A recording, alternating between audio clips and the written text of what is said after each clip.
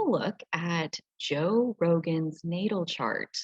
Joe Rogan is in the news at the moment for his current controversy that I would say he's kind of caught in the middle of, not necessarily the one who's starting it directly, but his content in general is kind of being called into question, as is how deep our freedom of speech goes in this country, I think, a little bit. So we're not really going to get into the politics of Joe Rogan or what he's saying, but we are going to focus on the astrology of who this person is, how his soul was wired as he came forward in his life, and a few reflections and contemplations as far as like what does his soul path look like, because maybe to some extent by being a highly controversial figure he's maybe living that out, but we'll see as we get into it, as we get into his natal chart. Wow. Look at those concentrations. That's really interesting. So he has and I think this is true of Joe Rogan. There are different aspects of him. Like we've got Fear Factor and we've got like, I know originally on his podcast, he talked a lot about drugs, like different like psychedelic drugs and things like that, and interviewing people who have like experimented there, and also like aliens and UFOs and things like that, like way out there. Um, yeah, he has like some, and then now with like kind of his like vaccine stuff, which is turned somewhat controversial. Like there's different sides to him, and I feel like he has shown us all of them. But he's still just Joe Rogan. He's one Yeah, guy, and his yeah. comedy too. He's a pretty funny comedian. Well, and apparently he was like talked into being a comedian from guys he was fighting with or something. Like he was doing, I forget what kind of fighting, but like organized and where you go to practice and stuff and then competitions and whatnot. And his people in the fighting thing thought he was funny and thought he should try stand up. And so that's why he did. And it is very interesting to look at like his career and what his career even is and how it's evolved from one thing into another thing. Like to me, I just can't get over his Aquarius midheaven. I feel like that is so much like what we get from him in general is like the midheaven in general is like our soul's work in this life. Like it kind of gets to more the practical side of like what is it that you actually are supposed to be doing. And so Aquarius, that individuality, that freedom, that willing to like walk on the outside of the collective. We're also in Aquarius season right now. So here, like, let me turn on the transits because he's about to have this new moon that's going on, like right here in the middle of Aquarius, where the moon and the sun and Saturn are all sitting right here in his 10th house, in his house of like his career, his legacy, his impact, his influence, who people think he is, how we know him to be. Like he's having this like Aquarius new moon conjunct Saturn go on like right next to his midheaven in his 10th house. And that to me just like it's a clarity point in his career of sorts that like going through this will be something of a gauntlet maybe, but coming out the other side he will be like even more established. Like I was watching one thing that was like, if basically the short version, if Spotify kicks Joe Rogan off of Spotify, he'll go from being the most, like the highest watched podcast host in the world to dot dot dot checks notes, the highest podcast host in the world, like the most listened to podcast host in the world. Like it's really not going to change anything. Like his material's everywhere, not only on Spotify. Right. So that's like the only thing about that particular controversy that I thought that made a lot of sense. Like, he's bigger than just Spotify. And when you look at his chart and in general, like it's very interesting to me that he has so many planets like down here, which is more like introverted. They say that bottom hemisphere is like our internal selves and world and landscape. And then you have like these planets up here, which is like his Chiron, his wounded healer in the 11th house of like friends and community. And that deepest wound, like in that region, is very interesting. That's And my then these planets where he's like really destined for the 12th house, like our collective consciousness is really ultimately where he's trying to work. And his, when you look at his career, like I think he does pull a lot of threads. He asks a lot of questions. He goes into territory where maybe we should or shouldn't be going there, but like, yeah, nothing's off limits with this guy. totally. He's exploring the whole terrain. You got to give him that. Yeah, and regardless of, like, how you feel about the kinds of things he's talking about now, like, he has been talking about those sorts of things that are kind of on the fringe, like, I was talking about, like, the alien and UFO stuff, and, like, people have been really into him talking about that, and, um, all the different, like, psychedelic drugs and things like that, that he's, like, given a platform for those kind of fringe topics to like have a voice, and not only him talking about them but like bringing other people, giving other people a platform to talk about these things is interesting. It looks like we do have his birth time, right? It looks like he was born at like Yeah. 12:05 or something like that. Mhm. It's funny, so it's like just borderline, like just barely was he born on the 11th, which is my sister's birthday, but Oh, really? yes, August 11th. Obviously. Well, and so like when you look, I like to look down to the day and the time, like what did that allow to happen? Right. And like the moon and the sun, Mercury and Venus, like those are the ones that move quickly. And so Venus came closer to Pluto, which is just crazy to live your life with Venus conjunct Pluto. That's a rough go in general, I would say.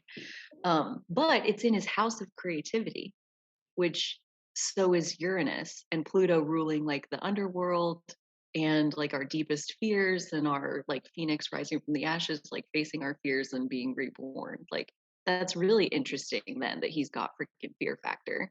And that was like a whole chunk of his career was like having people face their fears. And he turned it into like a whole show, like a whole series of his creative work. So that's just really interesting, that little connection. But like also the moon got closer to the south node, Mm. which is very interesting because both kind of reflect our past and like our comfort zone and who we were before coming into this life. Oh, so he has a Taurus North Node, Scorpio South Node. Interesting. With the nodes right now where they're at, is he's having a notable turn. Well, and his north node too is at 0 degrees and they go backwards. So, like, here's the north node right now, and it's moving this way. So, to have a 0 degree nodes, it sounds like you're at the very beginning, but it's after the node has spent 18 months moving through Taurus. Then he'll have his north node return. Like, that's when it'll be exact. The south node piece, like it goes 18 months of like purging Scorpio before it finally becomes exact, which will be the worst of the worst as far as that south node coming back to your south node and purging extra. So yeah, I got to think like this is going to be an interesting 18 months for him. And coming face to face with our deepest fears, that's what Scorpio south node is all about. And something about this controversy, the Aquarius new moon happening like up here with Saturn, like his whole point of Saturn, like his Saturn is over here in Aries. And like it just feels like a turning point in his whole career. The fact that this spotlight is being shined on him in this way. Something good is going to come out of it in the big picture, but I do have a feeling that the unfolding of it is probably going to be really uncomfortable for him, just with like how much Scorpio energy he has in general. Yeah. Yeah, that Scorpio makes sense to me, just given like the kinds of things he talks about and like yeah, that he gives a platform for, kind of all across the board there of sort of the like more intense subjects. It's interesting. Well, and like taboo subjects, Yes, you know, that's a good like word. Yeah. yeah, like the Scorpio energy is very much like wanting to take secrets and bring them to the light. Like, let's take all the taboo things and put it out in the open where everybody can see it. Mm. And it's also really interesting. I was looking at Neptune, which is this little guy in Scorpio here a while back because that's my parents' generation. Right. I believe Neptune was in Scorpio from 1954 to 1969.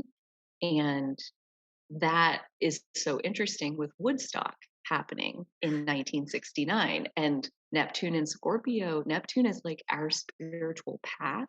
Like, in order to walk our spiritual path, we have to line up with that energy, whatever our Neptune sign is. And so for him, like, his spiritual path is through the darkness of Scorpio. So, yeah, his work makes so much sense to me when we factor in like the Scorpio piece, the Aquarius piece, and then down here you've got like all this Leo, like holy Yes. Leo, so much wanting to shine, but it's in his fourth house, like in the very bottom of his energy, you know? It's got to like work its way up a lot to get to where it can shine out. Yeah. Huh. That is really interesting, and it's interesting to think too that, part of this controversy right now is Neil Young and, Woodstock 1967, like, talk about Neil Young's kinda heyday. Um Really? I Oh, see, I'm totally. not familiar. He Oh, he was a okay, big cool. deal in, like, the '60s, and, right now is kind of like '60s 2.0 of, like, we're having all these revolutions and inequities are coming to light, and it's like, this is kind of like our chance to, like, do things differently, um, essentially, but, I just see these parallels between, like, Neil Young's been fighting the fight he's been fighting since the '60s, and most of his songs are around, like, this is the Vietnam War era, and he talks a lot about peace and, kind of like the subjects that were a big deal back then Yeah. and are coming back to light now. And so this is I'd be interested to see Neil Young's chart too and see kind of what his transits are right now of maybe revisiting those subjects and like fighting for what he believes in.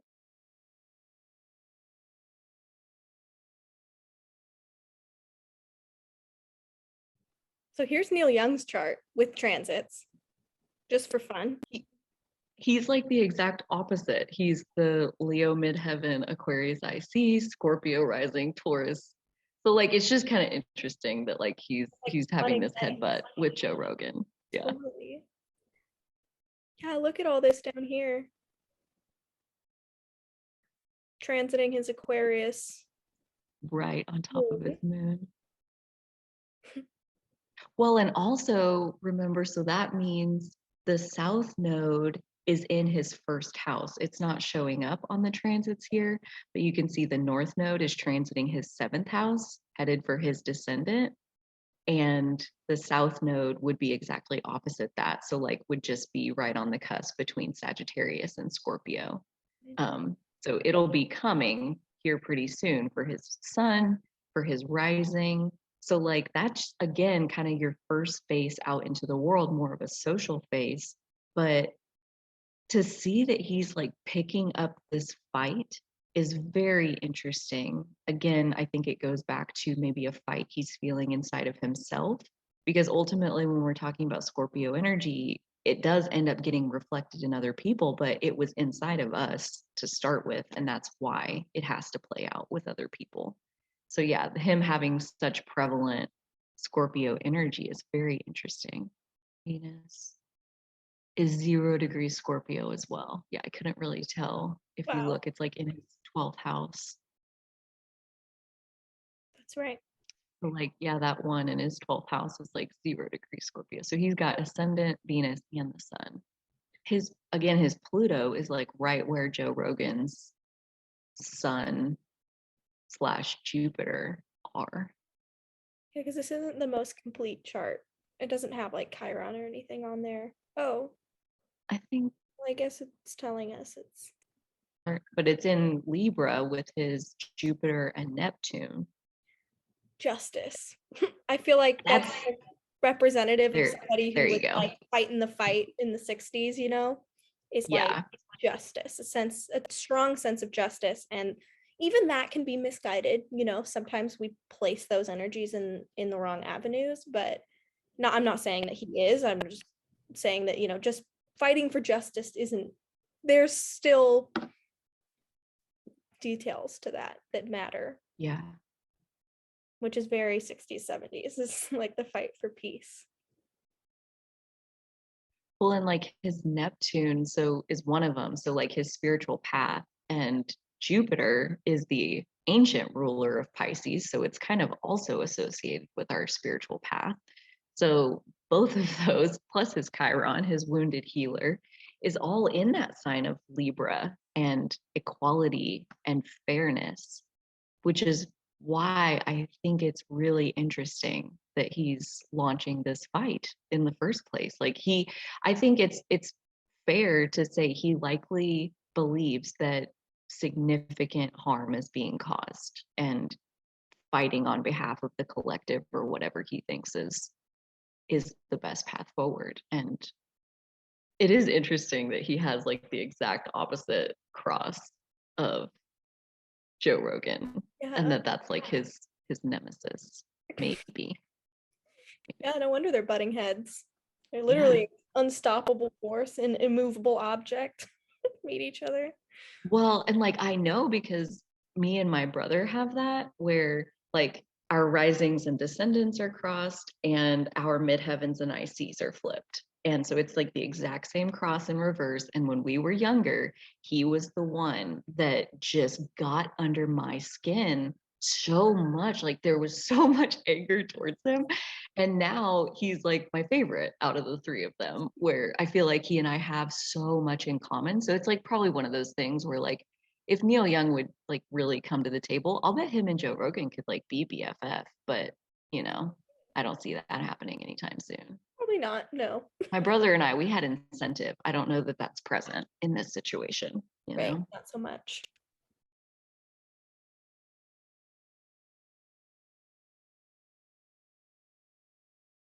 Which is, we all have the right to fight for what we believe in. And whether or not we agree with whoever, we all have that right.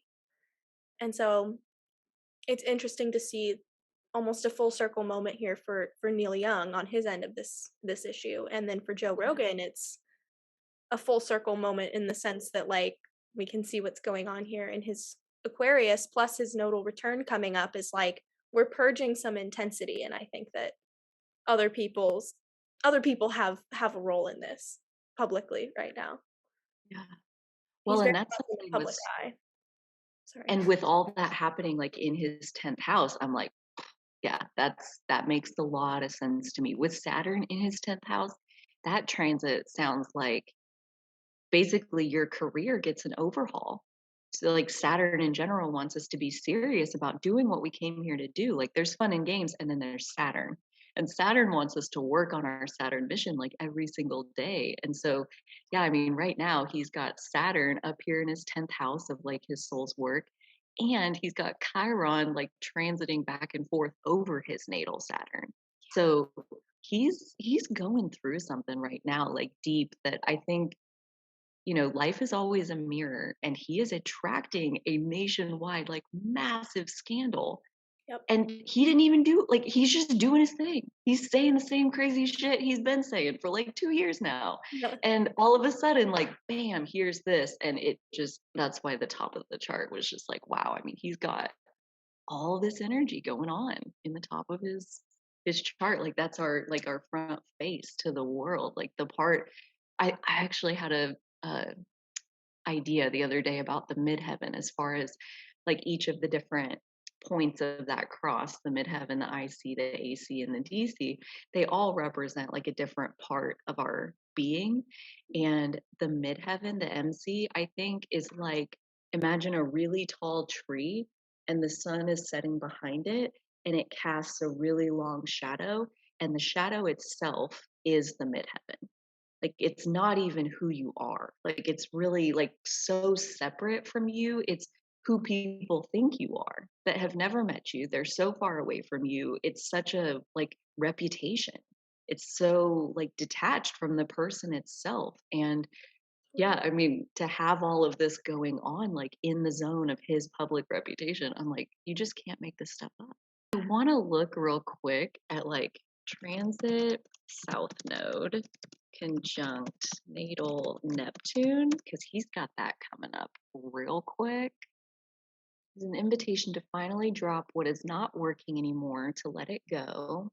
Everything that has been hidden and repressed comes to the surface to be acknowledged and healed before we can finally let go and move on.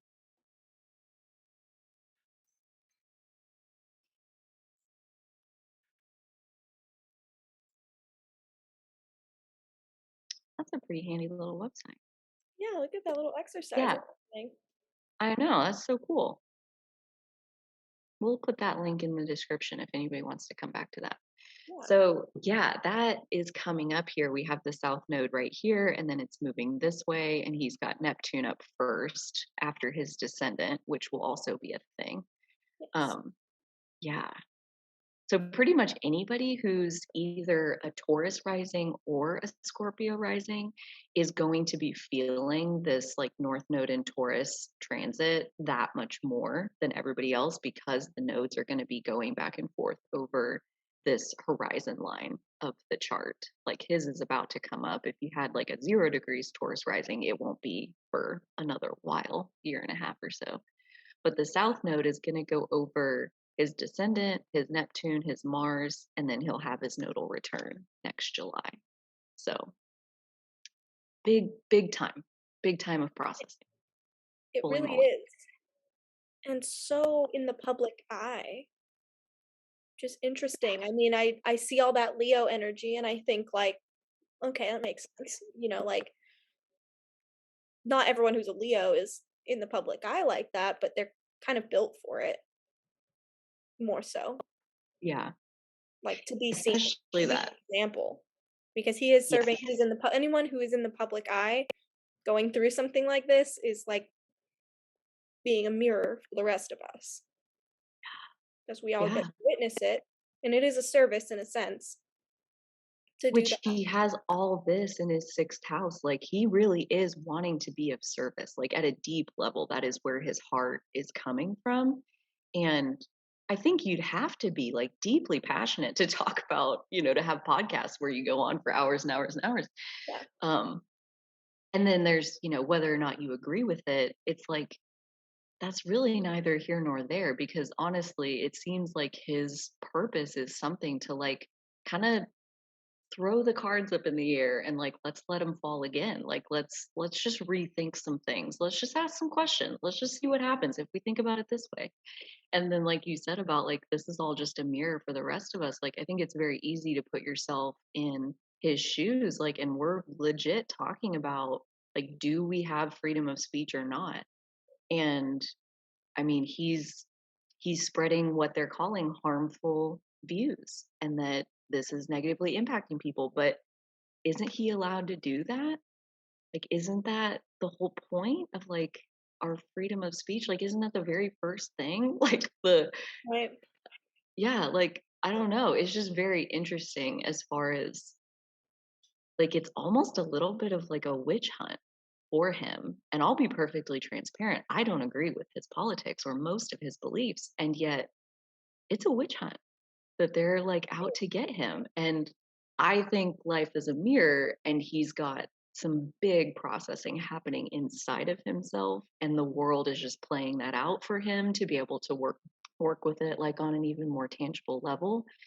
I don't think anybody's after him. I think he is having this witch hunt inside of himself where he's having maybe an identity crisis or worrying that his work is not hitting the target like what he's meant for it to Right. and doing some reevaluation of his own and now it's playing out in the grander scheme of energy that we're all sitting in together.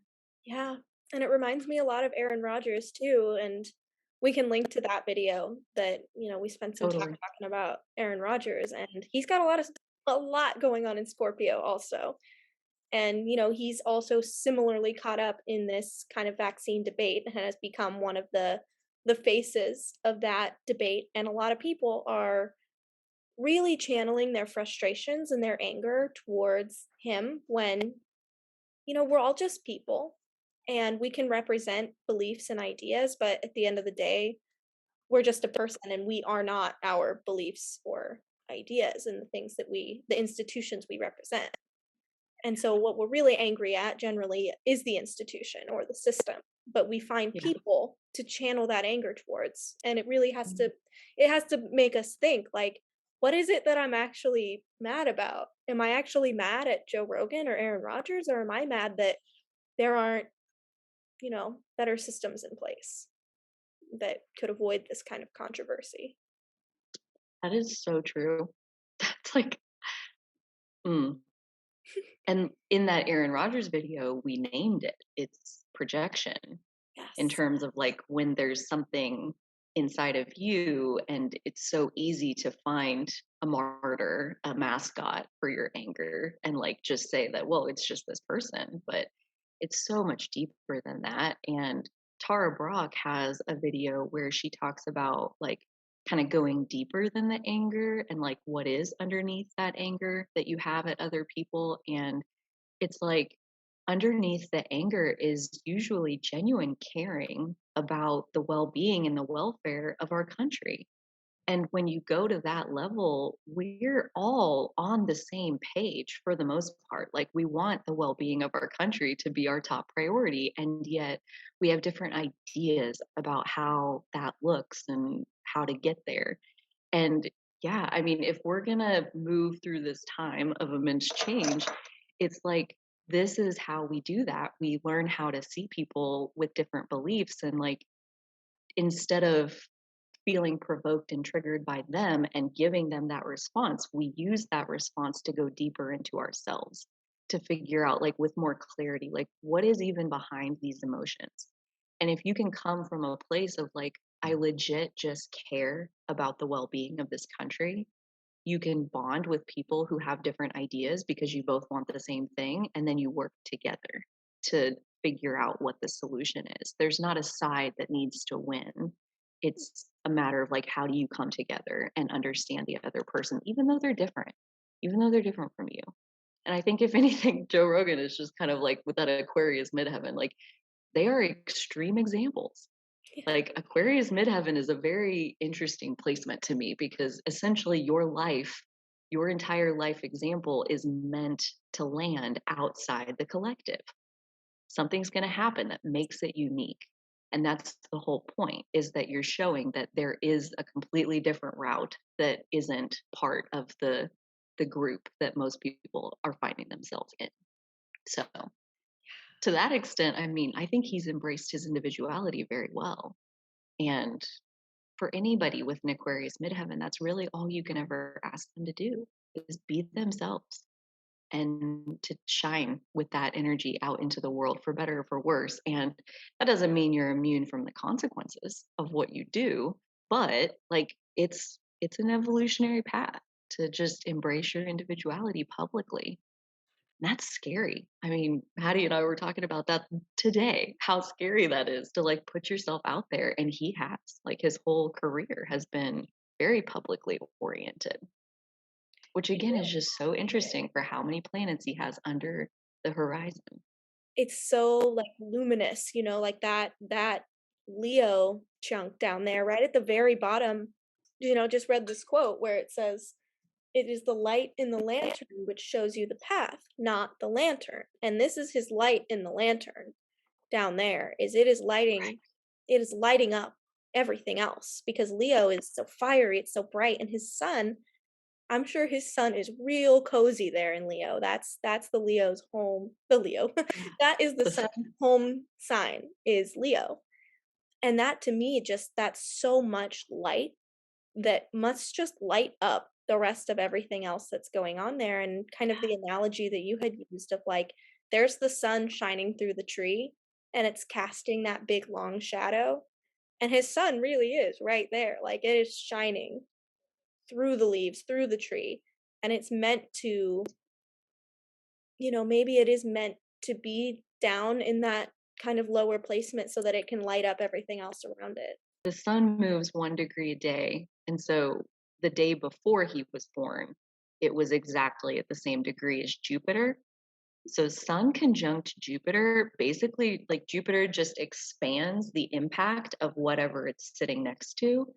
And so that Leo Sun also has like Leo Jupiter sitting right next to it. Plus his Mercury is in Leo, and it's almost exactly opposite that Aquarius midheaven. So like, the Aquarius piece feels so tied to his Leo, that, like you said, like, it's just in there shining so bright that it's like pushing him forward. And then that Leo, or that Aquarius midheaven, is also connected where, I mean, most of the time I definitely get more like air energy from him, like more emotionally detached. We're having a conversation, we're asking questions, we're being intellectual, we're learning about things. Whereas Leo is like passionate and joyful and like emotional, but typically in a very like joyful way. But yeah, I don't really like, you don't really see that. It really is like more his heart is full of those things, I imagine. And Leo, like at the core of Leo, it just wants people to be happy. Like I genuinely have a place inside of me where I can believe that even if Joe Rogan's beliefs are problematic, I really do think he's genuinely coming from like a caring place where he thinks he's found the right answer and he does want to help other people. And has he found the right answer? I mean, that's like not the point. I do think he's coming from a place where he really does care about well-being. Like he's got all this in his sixth house, which is like typically associated with Virgo and service and being of service to your community. And then you have all these planets in Virgo itself, where I genuinely believe like he wants to help. He does. And is it misguided? I mean, that's really not the point. Right, and that really is an internal battle for him, is like, is this the angle that I want to pursue? Is this the truth that I want to bring light to in the way that I want to present it? And you have to think that during this time leading up to his nodal return, that's maybe some of what's being purged. And that's kind of what that article said, I think, about Neptune conjunct South Node, was like, let's let go of what's not serving, and that's for him to decide. That is an Yeah. internal process, but I have a Right. feeling that, maybe, I don't know, maybe he's like a big fan of Neil Young or something like that, and like him making that move to like leave Spotify or whatever it was, like maybe that really hurt him and made him think like, wow, how is this landing, or something. Yeah. I don't know. It really is like not for us to decide. It's really for this is an internal process for Mr. Joe Rogan, Yeah. and he gets to decide, like, is this serving me and is this serving the collective in the way that I intend it to? Because I think truly that's where his heart is at and that's where his intention is to Yeah. serve and to bring light to to to matters that maybe don't necessarily have light brought to them in a public way all the time. Yeah. And he has to decide, like, what is it, like, the classic quote, with great power comes great responsibility. He has a huge spotlight in this world, Yeah. and it's his responsibility to use that spotlight for good, Yeah. and it's up to him Like to it would decide. be for any of us. Like Yes. even if you have 5 followers on your Instagram, you're still responsible for the ripple effects of what you post there. Yep. And I think kind of along those same lines, like we're all seeing that, yeah, I mean, we are responsible for how we show up in this world. And I think that has a lot to do with like the nodes being in Taurus and Scorpio in general, is like I mean, it's powerful. The way we choose to show up is powerful because we are all interconnected in this energy soup. Like what I do matters to you and vice versa and everybody else. Like we soak up energy from everyone. So that's like for anybody who has like especially South Node in Scorpio, but really any placements in Scorpio, this is maybe going to be a tumultuous time, like a little bit rocky. The South Node purges and cleanses like all the deep dark shit out of each of these placements. But ultimately, like that healing benefits you and everyone, like the entire collective, and especially extra points for having your Scorpio in the sixth house, where that deep emotional processing is based essentially your service to the world, to the collective, is the fact that you went and you did this dark night of the soul or whatever you want to call it. Like what you come out with on the other side, especially Neptune and Scorpio, like this is his spiritual path. These deep, dark places that he goes, that is it. And sometimes, the universe like steps on our head a little bit to like push us down into the deep, dark place because that's where the answer is. So, like Neil is really only a cooperative component. He's not like he's just part of it. He's living his own evolutionary On journey. his Like own you said, journey. like That's who right. knows what his chart's doing? He's got his own evolution that's coming out of this, but it's also sparking. I got to think it's stirring the dust. in Joe Rogan's world, at least a little bit, you know. I'm sure there's some anger there or something, but he's got enough of this like heavy Scorpio energy that I'm sure he's no stranger to those deep dark dives into really unpleasant feeling things, that like that's just kind of part of his world with like Mars there and Neptune. Yeah, I mean, I'm sure he's done this before many a time. Totally. And I just have to think with that Chiron in the 11th house in Pisces, it's just like collective community impact is, very 11th house plus Pisces is, I just always think of this, that element of interconnectivity and oneness, and Pisces sort of understanding of that we are all connected. All of our actions, even our thoughts, impact everyone around us, everything around us, and impact our whole entire lives. And I just wonder if, part of this, part of that wound, that wounded healer being right there, is part of the lesson he's teaching all of us, is how we impact the collective. And he's a pretty grand example just with, his prominence and his fame, his level of notoriety. We all know who he is. And so obviously his collective impact is going to be visibly much larger. We all have a great impact on the collective that we generally don't see. But for him, he sees it and we all see it. And so he's providing this example to us of like, look how interconnected we all are and how we can impact the world around us just with what we choose to talk about and the people we choose to interact with and everything, even our thoughts, all energy. Yeah. Oh, It's well, and only like 29 degrees. We noticed I that. know, and it's retrograde, which means it had most likely moved on into Aries and then was retrograde back into Pisces, so that like I'll bet people born right before him were on into Aries. So Chiron in Pisces is like one of the worst, I think. Um, I don't know, in my personal opinion. It's like basically you were not wanted by your mother from like the second she got pregnant with you. It was either a hard pregnancy or it was stressful for her in some way, or something happened where it was like she just couldn't like bond with you. Like you were a burden, you weren't a blessing. And so that's what you were born into. Like that's the Chiron and Pisces like textbook version. And I've talked to people like from this generation that are in like the 60s where they were born around that same time of Chiron and Pisces. And for the most part, they can confirm that, like, yeah, there just like wasn't a whole lot of a connection with the mom. Um, and then you add in like the 11th house piece of it, where the recommendation for Chiron in the 11th house is that you go do your own thing and your community will form around you. But even then, like there's just deep pain related to community and friends and acceptance and all of those things. So it's almost like, you know, he's developed these controversial beliefs and now the collective itself doesn't want him.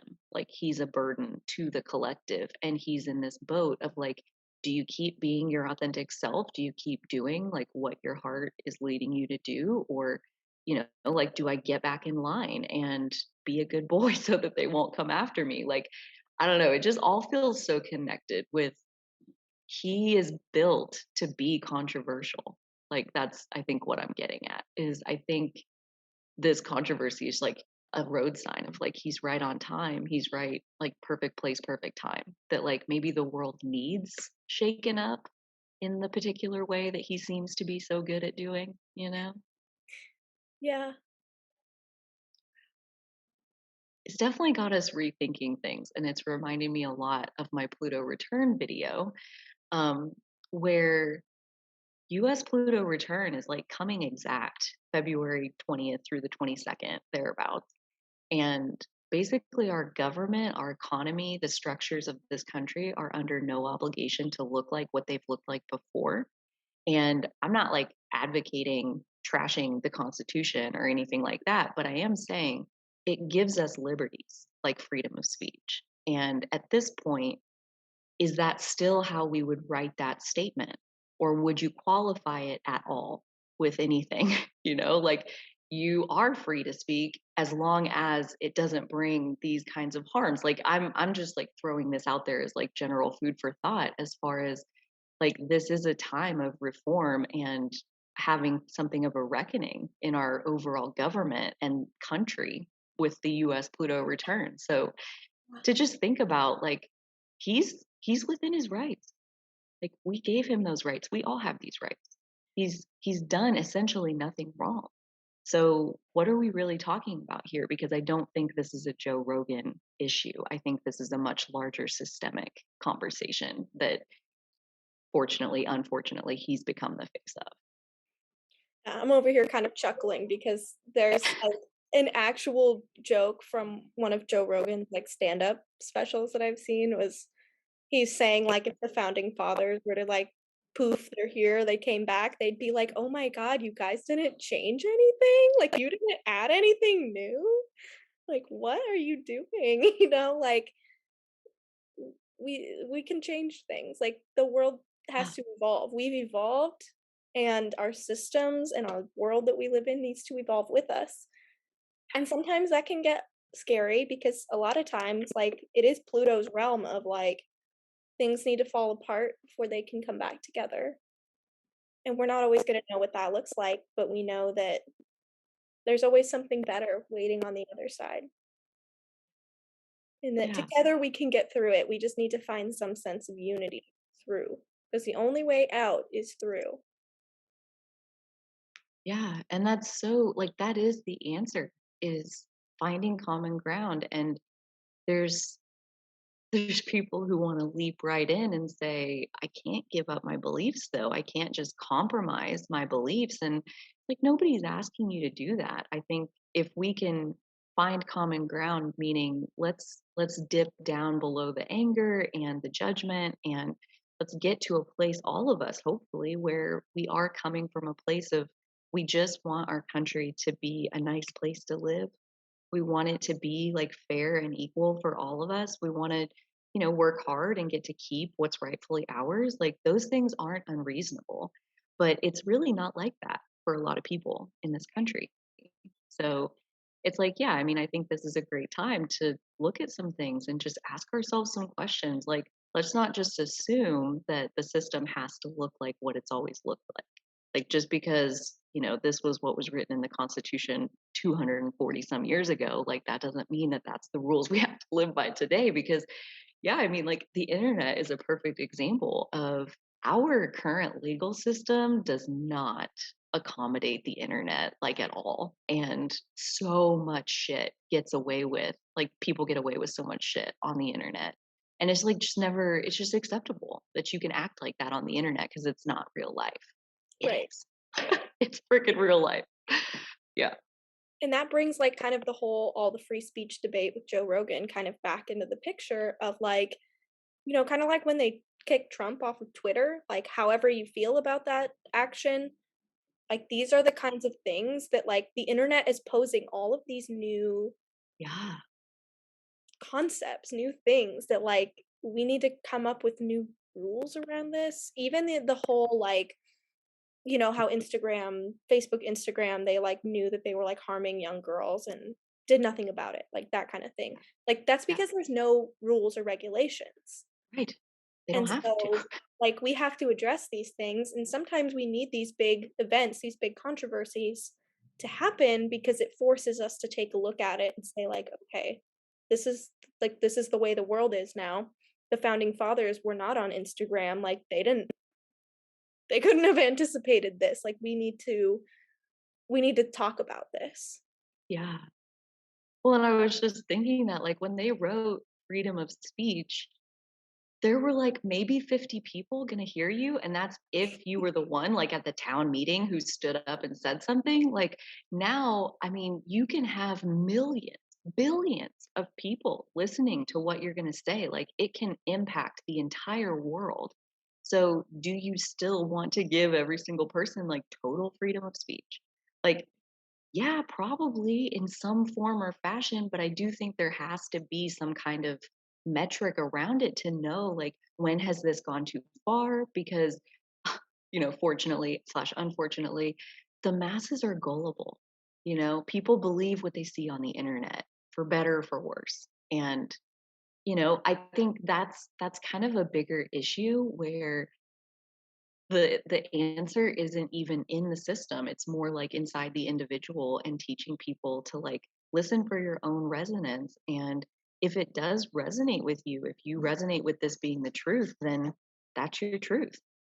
And building up our mutual respect to like let people come to their own truths. Like it's a multifaceted thing where I think most of the answers is in evolving ourselves as individuals to be more accepting of both what we come to as our truth and whatever anybody else comes to as their truth.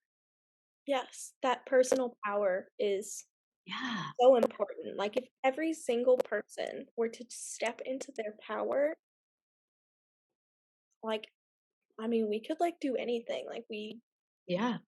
that Well, collective and energy of personal power in each individual is, like, is really amazing. And it's something that's growing right now, but I think more people need to be empowered to step into yeah. that role in their own lives. And maybe, it does take events like this where you're like, wow, when I maybe like you've been blindly following one person or one side's beliefs or way of viewing things, and then now you realize, like, this one piece doesn't sit well with me. Like, I'm going to take a maybe look at things from a more holistic perspective now.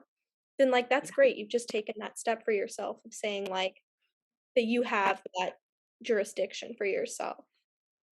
You decide. Yeah. No one can tell Well, you and if what's right or wrong for you. and at that point, if we were all empowered to that level, you wouldn't worry about somebody like Joe Rogan spreading harmful beliefs because only the people who resonate with that as their truth are going to accept it. And the people who don't resonate, their guidance is telling them this isn't real, this isn't true. They're going to find a different path. So if we were empowered, Joe Rogan's impact would be a moot point. And the real issue, the real worry that he's spreading harmful beliefs is like you're worried that the masses are gullible. You're worried that they're not empowered enough to know the difference between what a scientific authority is telling them and what a Joe Rogan authority is telling them. And Yeah. yeah, I mean that's really what you're worried about is that they're going to buy it and they shouldn't. And it's like you're doubting the confidence of the public. Or like what am I trying to say there? Confidence is low in the ability of the public to make a smart decision. If you're worried about like Joe Rogan like having real impact, like really that's I would say the more like the underlying thing that you're actually worried about. Because like I listen to some of the things that he says, Joe Rogan says, and I'm just like, where does he come up with this? It doesn't resonate with me. It doesn't land. I'm not going to go out and do the things he says because I don't resonate there. And that's no judgment on him. That's a self empowered thing that like we each get to find what we resonate with. Yep. And yeah, I mean, if everybody were out there resonating or not like doing that themselves, then there would be nothing to worry about. Like everybody could have freedom of speech and it'd all be okay. Right. It's that inner Mm. authority, like, I'm Yeah. not going to give my power to this one individual and believe in every single thing that person says. Like, I'm going to make myself the number one authority in my life, and I get to decide, does this resonate? Does this not resonate? Like, how do I feel about this? Instead of just saying, well, Joe Rogan said it, or this person said it, or that person said it, and so it's true because It's I agree with gospel. that Yeah. person. And it's like, that's great to believe in other people and have faith in them, but ultimately, you need to believe in yourself, you know, Yeah. because Well, only because at the end you of the can feel day, that truth. if somebody takes his advice and they like I think one of the things that Neil Young is saying is that like he's leading to people losing their lives. Like these are harmful enough beliefs that people are losing their lives. And again, it's like we are each responsible for our own life. Like if somebody takes Joe Rogan's advice and it doesn't work out well for them, like that's still their responsibility. Like this world that we live in wants you to believe it's not, but at the same time, like it is. Like the choices that we each make on a daily basis, like we are responsible for those. And if we follow that advice, like I mean, that's a fact of life. Like we've all kind of been there to some degree. Like usually it doesn't cost us our life. Like maybe, the price is less, but we've all been there where we took bad advice. So it's kind of a life lesson in resonance and knowing who to trust. And like you said, like putting your ultimate trust in yourself and not blindly following anyone, any political figure, any religious figure, anybody, your spouse, your parents, like blindly following is a problem all by itself. Yeah. And that has nothing to do with Joe Rogan. No, Like, it's true. dude, that's just not his problem, you Yeah. know? And like we were As an saying before, individual. there is I think it's about finding a balance because like we were saying, we are even if you have 5 followers on your Instagram, whatever it is, like you're responsible for that ripple effect that you create, but at the same time, each individual is responsible for themselves and you can't take responsibility for the way each and every individual digests what you're putting out. And so Yeah. I think what it really comes down to is intention and where your heart is at, and that you're sending whatever you're sending out into the world, you're sending it out with love and with good vibes, good intentions. And that really is the most you can do because every individual is ultimately responsible for themselves. Well, and yeah, he is such an individual. He's a shining example. And it is interesting to note just because like Betty White has a ton of grand crosses, and then we were looking at Bob Saget last week and he had grand crosses, and now here's Joe Rogan with some grand crosses. Or no. I say that. That's not true. Really, I see an X, but I don't know if it's the same No, thing. I think it is true. So it's like the North Node, Mercury, and then South Node, Midheaven, North Node. So it's a fixed grand cross. So that's staying power. That's like the ability to keep momentum going once it's started. And I mean, you got to give him credit for that. Like, as far as how many evolutions his career has gone through, he just keeps morphing and moving on to the next thing. And he's multi talented and got persistence.